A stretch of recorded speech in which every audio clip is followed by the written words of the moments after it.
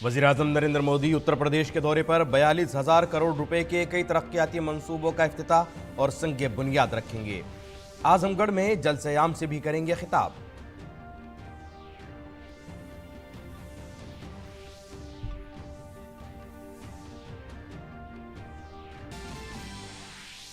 आज छत्तीसगढ़ की ख्वातीन को मिलेगी मेहतारी वंदन योजना की पहली किस्त। वज़ीर-ए-आज़म नरेंद्र मोदी आज दोपहर वीडियो कॉन्फ्रेंसिंग के जरिए 70 लाख ख्वातीन के खातों में करेंगे रकम मुंतकिल।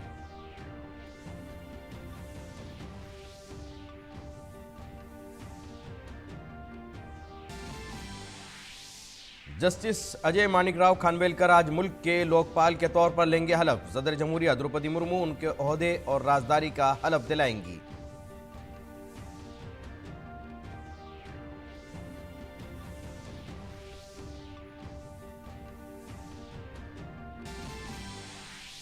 भारत ने एक बार फिर अक़वाम मुत्तहिदा की सलामती कौंसिल में इस्लाहात पर दिया जोर। रुचिरा कंबोज ने वेटो पावर पर तशवीश का किया इजहार। कहा, वीटो इस्लाहात के अमल में हरगिज रुकावट की वजह नहीं बननी चाहिए।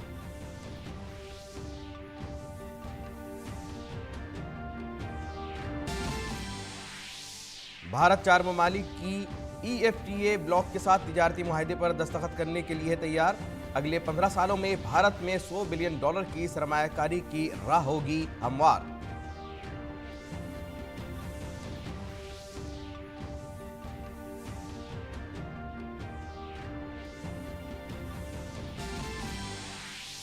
नाइजीरिया में दहशतगर्दी के वाकयात में हो रहा है इजाफा। 1 दर्जन से जायद स्कूली तलबा को अगवा किया गया।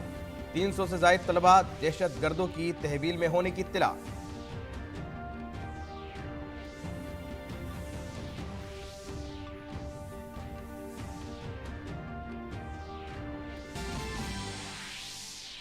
सात्विक और चिराग शेट्टी की जोड़ी फ्रेंच ओपन के फाइनल में दाखिल। आज इनका मर्दों के डबल्स के खिताबी मैच में जापानी चीनी ताइपे की जोड़ी से होगा मुकाबला, जबकि मर्दों के सिंगल्स में लक्ष्य सेन को कांसे के तमगे पर ही करना पड़ा इत्तिफाक।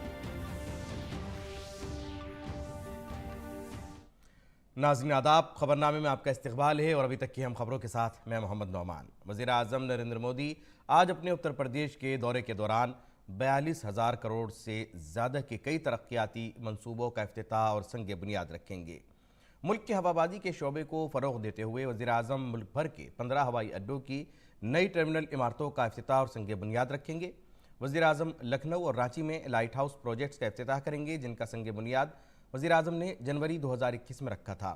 आज उत्तर प्रदेश में रेल और सड़क के बुनियादी ढांचे को मजबूत बनाने के लिए 27,000 करोड़ रुपए से ज़्यादा के प्रोजेक्ट का भी आगाज़ करेंगे। वज़ीर-ए-आज़म उत्तर प्रदेश में प्रधानमंत्री ग्राम सड़क योजना के तहत 3,700 करोड़ रुपए से ज़्यादा की लागत से बनाए गए 744 देही सड़कों के प्रोजेक्टों को कौम के नाम वक्फ करेंगे। इसके अलावा वज़ीर-ए-आज़म प्रयागराज, जौनपुर और इटावा में कई सीवरेज ट्रीटमेंट प्लांट्स और इस तरह के कई दीगर तरक्याती मंसूबों का भी इफ्तिताह करेंगे। वज़ीर-ए-आज़म नरेंद्र मोदी आज वीडियो कॉन्फ्रेंसिंग के जरिए छत्तीसगढ़ में मेहतारी वंदन योजना की अहल ख्वातीन में स्कीम की पहली माहाना किस्त तकसीम करेंगे। यह स्कीम छत्तीसगढ़ में शुरू की गई है ताकि रियासत की अहल शादीशुदा ख्वातीन को माहाना बराह रास्त फ़ायदे की मुंतकली की शक्ल में 1,000 रुपये माहाना की माली इमदाद फराहम की जा सके। इसका तसव्वुर ख्वातीन को माशी तौर पर बाइख्तियार बनाने, उन्हें माली तहफ़्फ़ुज़ फराहम करने, सनफ़ी मसावत को फ़रोग़ देने और ख़ानदान में ख्वातीन के फ़ैसलाकुन किरदार को मजबूत करने के लिए है। ये स्कीम रियासत की तमाम अहल शादीशुदा ख्वातीन को फ़वाइद फराहम करेगी, जिनकी उम्र 1 जनवरी 2024 को 21 साल से ज़्यादा है। बेवा और मुतल्लका ख्वातीन भी इस स्कीम के लिए अहल होंगी। इस स्कीम से तकरीबन 70 लाख ख्वातीन मुस्तफ़ीद। वज़ीर-ए-आज़म नरेंद्र मोदी रियासती हेडक्वार्टर, ज़िला हेडक्वार्टर, ब्लॉक हेडक्वार्टर और शहरी इदारों में मुनक्किद प्रोग्रामों में वर्चुअल तरीके से शामिल लोगों से बराह रास्त खिताब करेंगे और मुस्तफ़ीदीन से बातचीत करेंगे। इससे पहले शनिचर के रोज़ वज़ीर-ए-आज़म नरेंद्र मोदी ने वाराणसी में श्री काशी विश्वनाथ मंदिर के दर्शन किए। पीएम ने मंदिर में पूजा अर्चना भी की।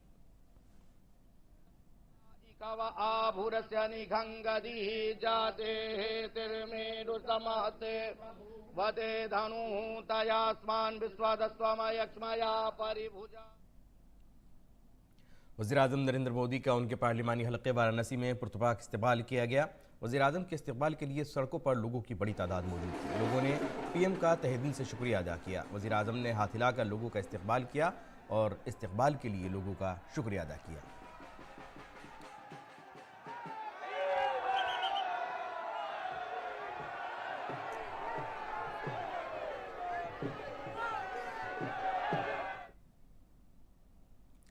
नाज़रीन, इन दिनों खादी से तैयार कपड़े पहनकर डीडी न्यूज़ और डीडी इंडिया के एंकर्स भारत के सकाफती विरसे को फ़रोग़ देने में सरगर्म अमल हैं।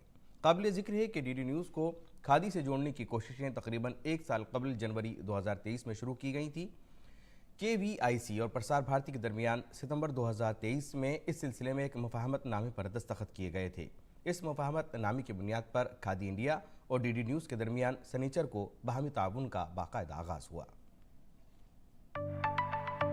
भारत के public service broadcaster Prasar Bharati और खादी इंडिया के लिए हफ्ते का दिन बहुत खास था।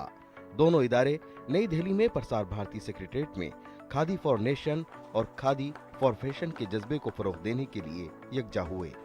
दोनों के दरमियान इश्तराक के बाद अब डीडी न्यूज़ और डीडी इंडिया के एंकर खादी से बने कपड़े पहनकर हिंदुस्तान के मालामाल विरसे और जदीदियत को फरोग देने के लिए मिलकर काम करेंगे। तमाम मुअज़्ज़िज़ मेहमानों के अलावा KVIC के चेयरमैन मनोज कुमार और प्रसार भारती के CEO गौरव द्विवेदी भी इस प्रोग्राम में मौजूद थे। प्रोग्राम से खिताब करते हुए KVIC के चेयरमैन मनोज कुमार ने कहा कि दूरदर्शन और खादी इंडिया की ये पहल उन लोगों को भी पैगाम देगी जो खादी नहीं पहनना चाहते। दूरदर्शन और खादी इंडिया की ये पहल मुझे लगता है संचार क्रांति में जितने लोग अपने आप को मठाधीश करके बैठे हैं उनको यहाँ से सीखना चाहिए कि हमारी खादी को अगर वास्तव में आगे बढ़ाना है, उसको आगे लेके जाना है, हमारे युवाओं के लिए फैशन स्टेटमेंट बनाना है और ग्रामीण भारत में दूर दराज पे बैठी कोई मेरी माँ, कोई मेरी बहन पूरे परिश्रम के साथ जब इस धागे को बनाती है, इस खादी को बनाती है, तो उसके पसीने की महक, उससे बना हुआ उत्पाद अगर हमारे एंकर यहाँ पहनेंगे तो उसकी गूंज सिर्फ यहाँ नहीं उन तक भी पहुँचेगी जो खादी को अपनाना नहीं चाहते। KVIC के चेयरमैन मनोज कुमार ने डीडी न्यूज़ की तारीफ करते हुए कहा कि पीएम मोदी की क़ियादत में खादी के सफ़र को मजीद आगे बढ़ाना है। खादी को अपनाना है, हमें स्वदेशी को अपनाना है, खादी खरीदनी है, खादी पहननी है। मुझे लगता है इस मंत्र को आज दूरदर्शन के माध्यम से जब सब लोगों के बीच में ये विचार जाएगा कि हाँ देखिए दूरदर्शन पे जो एंकर बैठे हैं वो हमारी भव्य और दिव्य खादी को पहन के बैठे हैं, तो ये विचार, क्योंकि दूरदर्शन पे जो भी खबरें होती हैं आप लोग तो जानते हैं ना, और शायद हम सब ने बचपन से देखा है कि वो सच्चाई के साथ होती है। आप लोगों का नया रंग रूप, आपका ये बदलता हुआ पूरा इंफ्रास्ट्रक्चर, आपका बदलता हुआ टीवी के ऊपर नया नया रूप, आपके क्रिएटिव, मैं देखता हूँ आप लोगों के पूरा, आपने पूरा तंत्र बिल्कुल बदल के रख दिया है। एक ऐसी टीम जिसके साथ हमारी टीम को भी काम करने का सौभाग्य मिला, मैं आप सब लोगों का आभारी हूँ। हमें माननीय प्रधानमंत्री जी के यशस्वी नेतृत्व में इस यात्रा को, ये सुखद यात्रा को हमें और आगे तक लेके जाना है। प्रोग्राम से खिताब करते हुए प्रसार भारती के CEO गौरव द्विवेदी ने कहा कि ये पहल तरक्की और विरासत के वज़ीर-ए-आज़म के विजन को मजीद आगे ले जाएगी। प्रधानमंत्री जी ने विकास भी और विरासत भी दो इस तरीके से प्रस्तुत किया है। कई बार उन्होंने ये बात कही है और आई थिंक आज का जो ये हमारा कार्यक्रम है ये बिल्कुल पूरी तरीके से उस विकास और विरासत को साथ लेकर के चलने वाली एक बात है। तो इस पूरे काम में जो भी हमारे सभी साथी जुड़े रहे हैं, मैं उन सब के लिए भी आभार व्यक्त करता हूं और मुझे पूरा विश्वास है कि आने वाले दिनों में जो हमारे दर्शक हैं और जो हमारे दीगर मीडिया हैं, उन लोगों के माध्यम से जो खादी की समृद्ध विरासत है उसके नए नए स्वरूप हम अपने दर्शकों को दिखा सकेंगे। डीडी न्यूज़ को खादी से जोड़ने की कोशिशें तकरीबन एक साल कबल जनवरी 2023 में शुरू की गई थीं और सितंबर 2023 में प्रसार भारती और KVIC के दरमियान इस सिलसिले में एक मुफाहमतनामे पर दस्तखत किए गए थे। हफ्ते को खादी इंडिया और DD न्यूज के दरमियान मुफाहमतनामे की बुनियाद पर ताउन का आगाज हुआ, जिसके तहत DD न्यूज और DD इंडिया के एंकर खादी के कपड़े इस्तेमाल करेंगे। जिस तरह खादी दस्तकारी का इस्तेमाल करते हुए ताने बाने को एक फन में तब्दील करती है, इसी तरह दूरदर्शन एक अवामी नशरियाती इदारे के तौर पर अपने तमाम मीडिया प्लेटफॉर्म्स को अपने मुल्क के सकाफती विरसे और मुश्तरका तजुर्बात को यकजा करने के लिए इस्तेमाल करता है। दिवेंदु मंडल के साथ bureau report, DD news Urdu खबरें। सुप्रीम कोर्ट के साबिक जज अजय मानिकराव खानवेलकर मुल्क के नए लोकपाल होंगे। सदर जमहूरिया द्रौपदी मुर्मू आज उन्हें ओहदे और राजदारी का हलफ दिलाएंगी। सदर जमहूरिया मुर्मू ने साबिक जज अजय मानिकराव की तकर्रुरी पर मोहर सब्त कर दी है। काबिल जिक्र है कि साबिक जज अजय मानिकराव खानवेलकर भारत के दूसरे लोकपाल होंगे। जस्टिस खानवेलकर के साथ जस्टिस लिंगप्पा नारायणस्वामी, संजय यादव और ऋतुराज अवस्थी को लोकपाल के अदालती अरकान के तौर पर मुकर्रर किया गया है। लोकपाल के दीगर अदालती अरकान में सुशील चंद्र, पंकज कुमार और अजय तिर्की वगैरह शामिल हैं।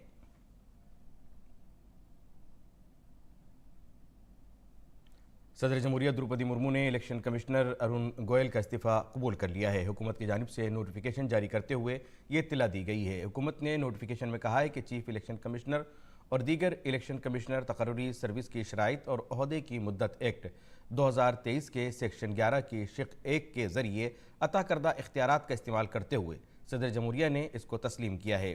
अरुण गोयल का इस्तीफ़ा दे दिया गया है और जो इस्तीफ़ा दिया गया था उसे फौरी तौर पर नाफिजुल अमल हो गया है।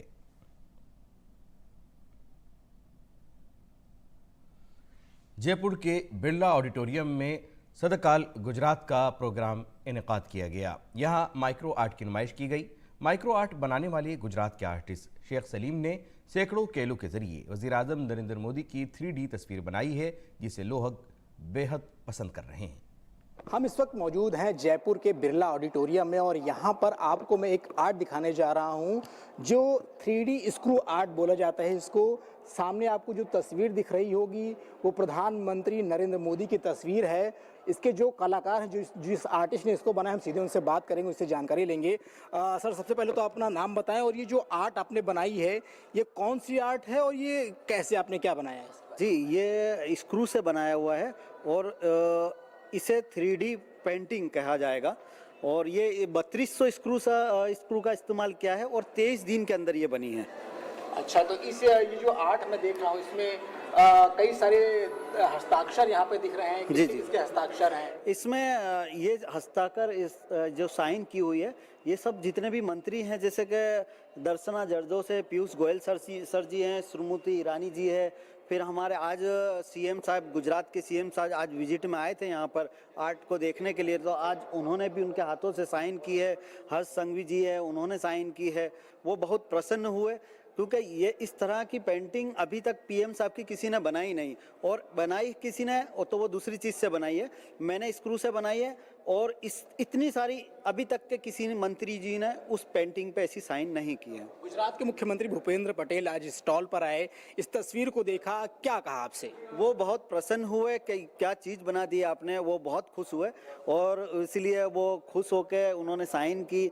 उनका मैंने नाम भी कार्विंग किया था माचिस की स्टिक में। जैसे मैं माइक्रो आर्ट भी छोटा मोटा करता हूँ, जैसे इस तरह। आपके पास और भी कई सारे आर्ट दिख रहे हैं यहाँ पे, क्या कुछ आर्ट है आपके पास, उसके बारे में? मेरे पास मैस्टिक्स, पेंसिल, मेटल, एग, अंडे पे भी कार्विंग की है मैंने, पेंसिल में भी की है, माचिस में भी की है। जैसे ये माचिस की कार है, ये थार है, ये माचिस की तीलियों से बनी हुई है, इसमें किसी और चीज़ का इस्तेमाल नहीं किया गया है। उससे आगे अब मैं पेंसिल बताऊंगा आपको। ये जो पेंसिल है, पेंसिल में अभी तक पूरे देश में, पूरी दुनिया में किसी ने गणेश जी बनाए हैं तो एक ही बनाए हैं एक पेंसिल में। ये वो चीज़ है जो एक ही पेंसिल में 3 गणेश जी के अवतार हैं, ये अभी तक किसी ने बनाए नहीं है, ये मेरे पास ही है। तो ये मैंने मेहनत करके बनाया है और आगे इरादा यही है कि इसे और बढ़ाऊं और पूरी दुनिया में नाम बनाऊं।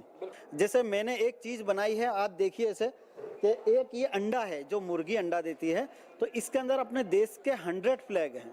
एक अंडे में 100 फ्लैग है और इसके अंदर 1000 होल है। इसके अंदर अगर मैं लाइट करता हूं तो आप देखिएगा, इसके अंदर लाइट रोशनी आर पार होगी। देखिए अंडे के सुराख दिखाई देंगे आपको, 1000 सुराख है फिर भी ये टूटा नहीं है। ये अपने पूरे हिंदुस्तान में एक ही है। यानी कि ये माइक्रो आर्ट है जो आप बना रहे हैं यहाँ पर, और जिस तरीके से कई सारी विधाओं में आपने इस चीज़ को बनाया है, प्रधानमंत्री नरेंद्र मोदी जी की तस्वीर भी बनाई है। तो जिस तरीके से कलाकार के बहुत सारे आयाम होते हैं, बहुत सारी कलाएं होती हैं, जब कला का प्रदर्शन होता है तो प्रतिभा निखर कर आती है। कैमरा पर्सन राकेश के साथ मोहम्मद अतीक, डीडी न्यूज़, जयपुर। वज़ीर आज़म नरेंद्र मोदी आज आजमगढ़ में होंगे। वहीं वज़ीर आज़म मोदी आजमगढ़ हवाई अड्डे का इफ्तिताह करेंगे। डीडी न्यूज़ के साथ एयरपोर्ट अथॉरिटी ऑफ इंडिया के चेयरमैन संजीव कुमार ने दस्तयाब सहूलियात के बारे में बताया। आजमगढ़ में मैं खड़ा हूं और एयरपोर्ट का भवन है, इसका उद्घाटन 10 मार्च को प्रधानमंत्री के हाथों होना है। इस पर बात करने के लिए हमारे साथ chairman airport authority of India Sanjeev Kumar ji हैं। संजीव जी, पहले तो बधाई आपको कि एक नया एयरपोर्ट आप लोग फिर से शुरू करने जा रहे हैं। तो ये क्या तैयारियां हैं जो प्रधानमंत्री जी इसका उद्घाटन करेंगे? प्रधानमंत्री जी 10 तारीख को यहाँ आएंगे और इस एयरपोर्ट का उद्घाटन करेंगे। और इसके अलावा हमारे एयरपोर्ट अथॉरिटी ऑफ इंडिया के 4 एयरपोर्टों पे जो नए टर्मिनल बने हैं, जैसे अपना ग्वालियर, पुणे, जबलपुर, कोल्हापुर, उन टर्मिनलों का भी यहाँ से उद्घाटन करेंगे। आरसीएस के अंदर जो है, जिसमें माननीय प्रधानमंत्री जी की जो स्कीम है उड़ान, उड़े देश का आम नागरिक, उसके अंतर्गत 19 सीटर प्लेन से यहाँ शुरुआत होगी। उत्तर प्रदेश सरकार ने इन एयरपोर्ट का विस्तार करने के लिए ज़मीन देने के लिए कदम उठाए हैं, उसका सर्वे किया है, मास्टर प्लान तैयार किया गया है। आगामी वर्षों में यहाँ से बड़े प्लेन भी उड़ान भर सकेंगे, उस तरीके की व्यवस्था उत्तर प्रदेश सरकार और एआई मिलकर करेगी। पुणे, ग्वालियर, जबलपुर और कोल्हापुर, ये जहाँ जो पुरानी टर्मिनल बिल्डिंग थी, वहाँ यात्रियों की संख्या बढ़ने के कारण वो छोटी पड़ने लगी थी, इसलिए वहाँ बड़ी टर्मिनल बिल्डिंग बनाई गई है। जो 3 आपने बताया एयरपोर्ट, वो उनका शिलान्यास मतलब उद्घाटन भी उम्मीद करते हैं कि इस तय सीमा में आप करवा देंगे? बिल्कुल, एआई काम कर रही है, तीनों में काम शुरू हो जाएगा। कॉन्ट्रैक्टर अपॉइंट हो चुका है। मुझे पूरा विश्वास है कि अगले 1.5 से 2 सालों में उनका भी काम पूरा होके और लोकार्पण उनका किया जाएगा। काशी के सांसद हैं देश के प्रधानमंत्री, और उनकी सोच है, काशी में ऐसा संदेश भी है कि संकल्प से सिद्धि जो कहते हैं, तो संकल्प लेते हैं तो उसकी सिद्धि भी करते हैं। प्रधानमंत्री बार बार लोगों को एड्रेस करते हैं तो कहते हैं कि जिसका शिलान्यास रखा उसका उद्घाटन भी करता हूं। और ये दिखाई दे रहा है आजमगढ़ से जिन हवाई अड्डों का शिलान्यास लोकार्पण करना है प्रधानमंत्री को, आजमगढ़ अपने आप में बहुत महत्वपूर्ण दिन होगा 10 मार्च, ऐसा बताया चेयरमैन साहब। बिहार के पाटलिपुत्र लोकसभा हलके के पालीगंज में मरकजी वजीर दाखिला अमित शाह ने पसमानदा इंतहाई पसमानदा महासम्मेलन में इंतखाबी बिगुल बजाया और अजीम इत्तिहाद पर सख्त हमला किया। इस मामले पर बीजेपी ओबीसी मोर्चा के कौमी सदर डॉक्टर के लक्ष्मण ने डीडी न्यूज़ से खुसूसी बातचीत में कहा कि बिहार इनकलाब की सरजमीन है, पसमानदा तबकात को इज्जत देने का काम सिर्फ मोदी हुकूमत ने किया है। हमारे साथी राजेश राज ने पटना के पालीगंज में बीजेपी ओबीसी मोर्चा के कौमी सदर डॉक्टर के लक्ष्मण से खुसूसी बातचीत की।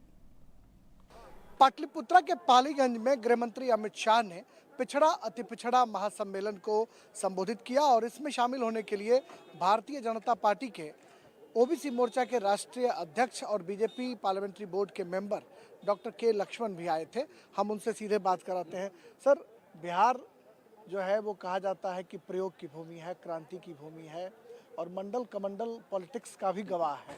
बिहार आकर आपको कैसा लगा? बिहार एक गौरवशाली भूमि है, गरीबों का मसैया जो कहलाते हैं जननायक कर्पूरी ठाकुर जी का मैं भाग्यवान समझता हूँ। आज जो बड़ा सम्मेलन किया गया है पिछड़ा और अति पिछड़ा वर्ग समाज का, जब अमित शाह जी ने एक संदेश दिया देश के लिए, 10 साल से लगातार मोदी जी ने इन वर्गों के हित के लिए जो काम किया गया है और इनका मान सम्मान और गौरव बढ़ाया, और किस तरह कांग्रेस और हमारे लल्लू प्रसाद यादव अपने परिवार के हित के लिए, अपने बच्चों के लिए जो काम किया जा रहा है। और जब चारा घोटाला हुआ था, लल्लू प्रसाद यादव जब मौका आया तो किसको मुख्यमंत्री बनाया? धर्मपत्नी रबड़ी देव को मुख्यमंत्री बनाया। अभी मांग रहे कि अपना बेटा तेजस्वी यादव को मुख्यमंत्री बनाओ। ये गरीब हमारे पिछड़ा या अति पिछड़ा कोई लल्लू जी के मन में आते नहीं। आज मोदी जी ने देश ही अपने परिवार समझते हुए देश के हित के लिए काम किया। आज अमित शाह जी ने जब मांगा तो पिछड़ा और पिछड़ा वर्ग का समर्थन के लिए मोदी जी को तीसरी बार प्रधानमंत्री बनाने के लिए पूरे एकजुट से यहाँ के 40 सीट एनडीए के गोद में रखने के लिए पूरा विश्वास जताया है। पिछड़ों को जिस तरीके से महत्व दिया जा रहा है पार्टी में, एक बड़ा हम कह सकते हैं कि भारतीय जनता पार्टी का मिजाज बदला है कि अब पिछड़ों और दलितों को भी बड़ी तादाद में मौका दिया जा रहा है। नहीं, मोदी जी ने जब से सबका साथ सबका विकास जो नारा दिया वो हकीकत में करके दिखाया। आज जो भी वंचित है, पीड़ित है, शोषित, दलित, युवा, महिला, किसान, अन्य वर्ग के लिए काम किया जा रहा है और पिछड़ों के लिए आरक्षण नहीं, और जो सवर्ण में भी जो आर्थिक रूप से जो गरीब है उनके हित के लिए भी आज 10% आरक्षण दिया गया। मोदी जी से संभव हुआ। भारतीय जनता पार्टी भी पूरा देश में उत्तर हो, दक्षिण हो, आज पूर्व हो, सभी जगह अपना छवि बनाया और दक्षिण से भी इस बार बड़ी संख्या में मोदी जी को समर्थन देने वाले संसद जीत के आएंगे। बहुत शुक्रिया। डॉक्टर के लक्ष्मण जो बीजेपी ओबीसी मोर्चा के राष्ट्रीय अध्यक्ष हैं, उनका साफ तौर पर यह मानना है कि जो सोशलिस्ट पार्टियां हैं वो सिर्फ पिछड़ों का इस्तेमाल करती हैं, जबकि मोदी जी पिछड़ों और दलितों को सम्मान दे रहे हैं। कैमरामैन अरविंद के साथ पालीगंज पाटलिपुत्रा से राजेश राज, डीडी न्यूज के लिए। भारतीय फौज, बहरिया और फिजाइया 12 मार्च को पोखरण में मल्टी डोमेन मश्क भारत शक्ति का इनेकाद करेंगे। मश्क में भारत में तैयार किए गए हथियारों और प्लेटफॉर्म की नुमाइश की जाएगी। भारत शक्ति एक्सरसाइज 12 मार्च को पोखरण में की जा रही है, जिसका मुद्दा है कि जो हमारी इंडिजिनसली मैन्युफैक्चर्ड इक्विपमेंट है, जो कि भारत में बनी है इक्विपमेंट, उससे हमें क्या काबिलियत हासिल हुई है उसको दर्शाना। और ये इंडिजिनसली मैन्युफैक्चर्ड इक्विपमेंट तीनों सर्विसेज की, आर्मी, एयरफोर्स, नेवी, किस तरह से एक इंटीग्रेटेड तरीके से, एक सामूहिक तरीके से अप्लाई की जा सकती है, एम्प्लॉय की जा सकती है, यानी युद्ध क्षेत्र के अंदर उसको दर्शाया जाएगा। अक़वाम मुत्तहिदा की सलामती कौंसिल में भारत की सफ़ीर रुचिरा कंबोज ने ज़ोरदार तरीके से भारत का मौक़िफ़ पेश किया है। रुचिरा कंबोज ने कहा कि सलामती कौंसिल में इस्लाहात ज़रूरी हैं। अक़वाम मुत्तहिदा की सलामती कौंसिल में इस्लाहात का मुतालबा किया गया, जिनमें G4 मॉडल के तहत रुकन ममालिक की तादाद में इजाफे के साथ साथ ग्लोबल साउथ की नुमाइंदगी में इजाफे समेत UNSC में मगरबी यूरोप की ज़्यादा नुमाइंदगी की पुरजोर अपील की गई।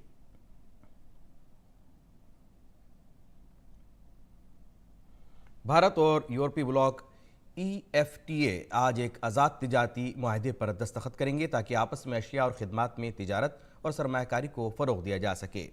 यूरोपीय फ्री ट्रेड एसोसिएशन के 4 ममालिक, जिनमें आइसलैंड, लिechtenstein, नॉर्वे और स्विट्ज़रलैंड वगैरह शामिल हैं, इस माहदे को मरकज़ी काबीना ने 7 मार्च को मंजूरी दी थी।